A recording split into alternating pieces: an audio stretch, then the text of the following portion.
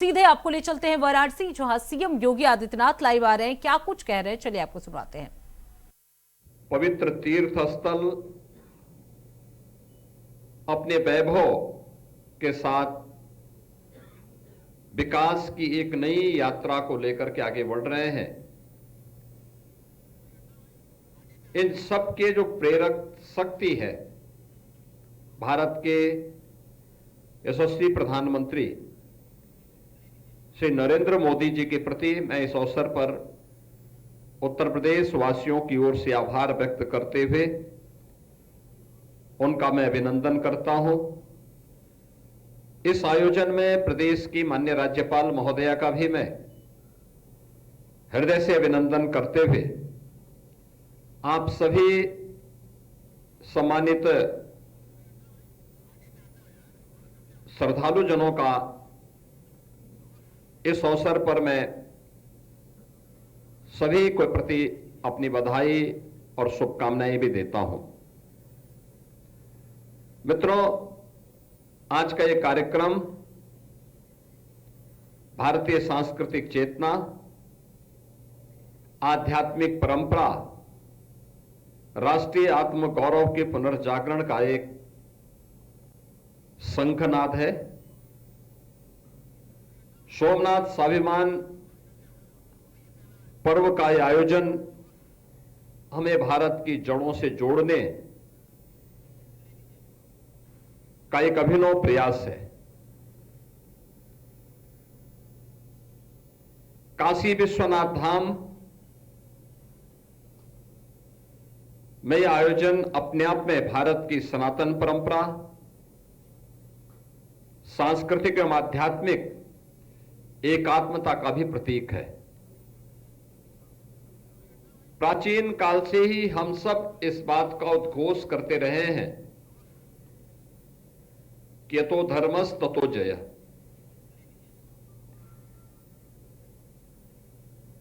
काशी और सोमनाथ भारत की सभ्यतागत चेतना के दो अमर ज्योति स्तंभ हैं। एक उत्तर में पवित्र मां गंगा के तट पर बाबा विश्वनाथ धाम और दूसरा पश्चिमी भारत में सागर के तट पर स्थित प्रथम ज्योतिर्लिंग भगवान सोमनाथ महादेव का है।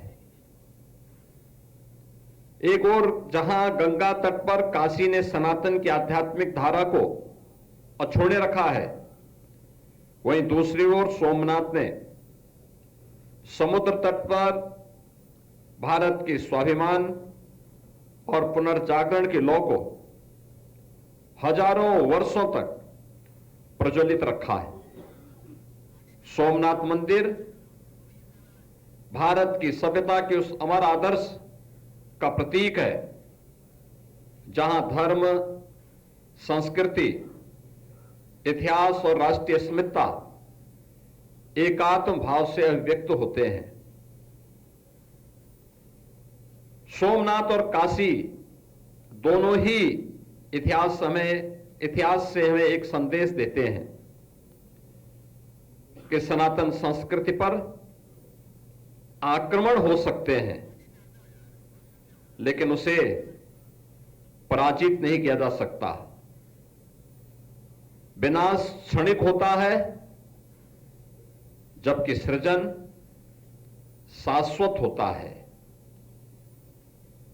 1000 वर्ष पहले विदेशी आक्रांता मोहम्मद गजनवी के आक्रमण सहित विदेशी आक्रांताओं ने सोमनाथ मंदिर पर 17 बार आक्रमण कर उसके वैभव को खंडित करने का प्रयास किया। उन्हें भ्रम था कि हम मूर्ति खंडित करके इसके वैभव को लूट करके भारत की आत्मा को सदैव के लिए समाप्त कर सकते हैं।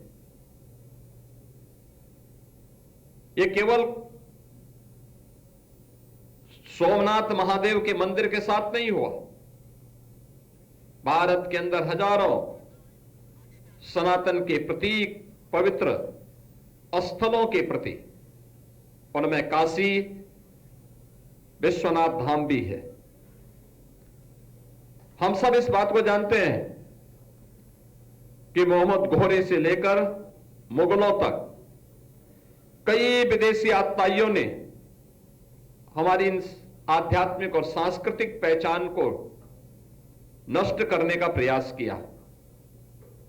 औरंगजेब ने बाबा विश्वनाथ के प्राचीन मंदिर को ध्वस्त कर एक गुलामी का ढांचा भी यहां खड़ा किया, लेकिन वे भारत की आत्मा को तोड़ नहीं पाए।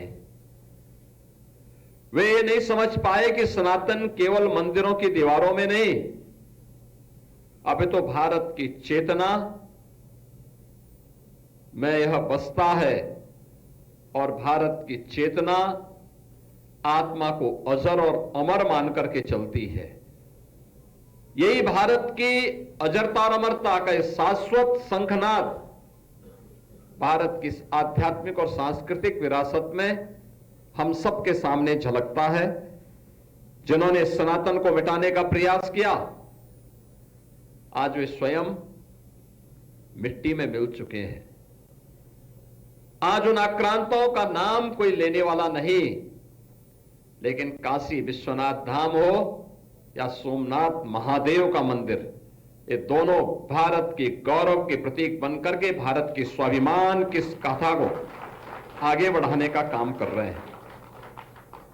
बहनों और भाइयों, जो देश की आजादी के बाद भारत की जनता के मन में एक आकांक्षा थी कि भारत केवल राजनीतिक रूप से नहीं बल्कि सांस्कृतिक रूप से भी स्वतंत्र हुआ है, इसका एहसास कराने का वह क्षण था और इसका शंखनाद किया भारत के अखंडता के शिल्पी लौह पुरुष सरदार वल्लभ भाई पटेल ने। उन्होंने जब समुद्र के तट पर सोमनाथ महादेव के मंदिर की पुनर्प्रतिष्ठा के कार्यक्रम के लिए संकल्प लिया था और उस संकल्प के अनुरूप उन्होंने उस कार्यक्रम को आगे बढ़ाने का काम किया। अनेक विघ्न और बाधाएं थी, चुनौतियां थी, लेकिन उन सबको दरकिनार करते हुए वे आगे बढ़े और आज सोमनाथ मंदिर का पुनर्निर्माण दासत्व से मुक्ति और राष्ट्र की आत्म प्रतिष्ठा का वह एक उद्घोष था। वही स्थिति हम काशी में देखते हैं। काशी में काशी विश्वनाथ धाम के रूप में हम सबको दिव्य और भव्य स्वरूप काशी विश्वनाथ धाम का हम सबको देखने को मिल रहा है। सोमनाथ फिर उसी तेजस्विता के साथ भारत के गौरव का उद्घोष कर रहा है। दुर्भाग्य से आज भी बहुत सारी ऐसी शक्तियां हैं जो भारत के आत्म गौरव के प्रतीक, भारत के स्वाभिमान के प्रतीक, इन आध्यात्मिक और सांस्कृतिक स्थलों को इस स्वाभिमान के साथ आगे बढ़ते हुए देखना नहीं चाहते। हम लोग इस बात को जानते हैं कि कौन लोग थे जो सोमनाथ महादेव के मंदिर की पुनर्प्रतिष्ठा कार्यक्रम में बाधक थे, और लगता नहीं कि वही लोग थे जिन लोगों ने अयोध्या में कालांतर में राम मंदिर के निर्माण में और इस समस्या का समाधान न हो, इसमें भी उन्होंने बारंबार उस प्रकार की बाधाएं खड़ी करने का प्रयास किया। वह एक अवसर था जब स्वतंत्र भारत इन कार्यक्रमों को प्रभावी ढंग से आगे बढ़ा सकता था, लेकिन भारत और भारतीयता के बारे में, भारत की सनातन परंपरा के बारे में, भारत के इस आत्म गौरव को पुनर्प्रतिष्ठा प्रदान करने के बारे में उस प्रकार की सोच का अभाव। और हम सब आभारी हैं कि आज प्रधानमंत्री मोदी जी का जो यशस्वी मार्गदर्शन और नेतृत्व भारत को प्राप्त हो रहा है, उसी का परिणाम है कि हमें 1000 वर्ष पूर्व भारत की जिस आत्मा पर कुठाराघात करके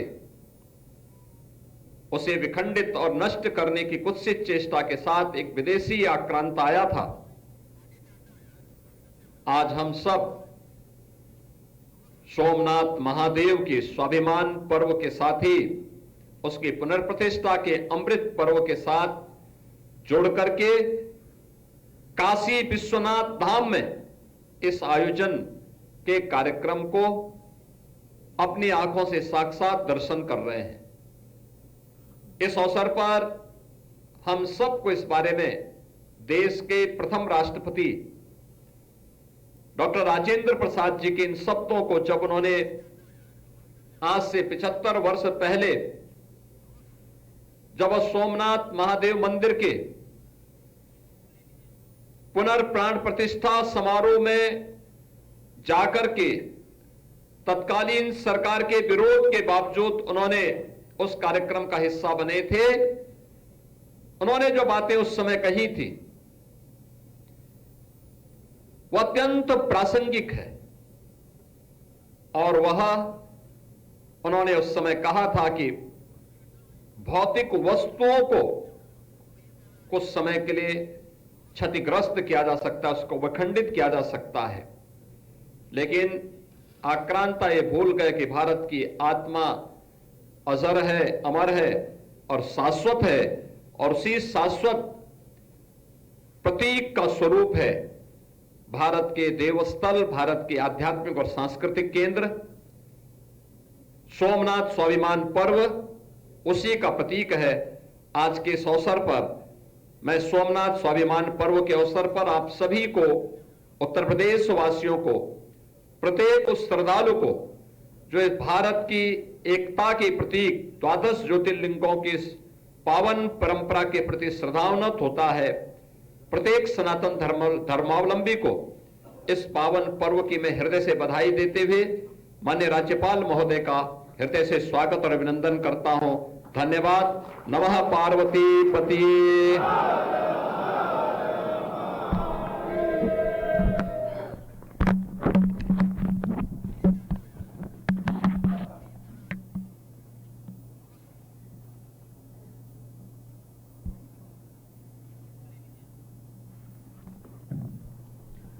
बहुत बहुत आभार माननीय मुख्यमंत्री जी को। और अब इसी के साथ मैं बड़े आदर, बड़ी विनम्रता पूर्वक उत्तर प्रदेश के महामहिम राज्यपाल श्रीमती आनंदीबेन पटेल से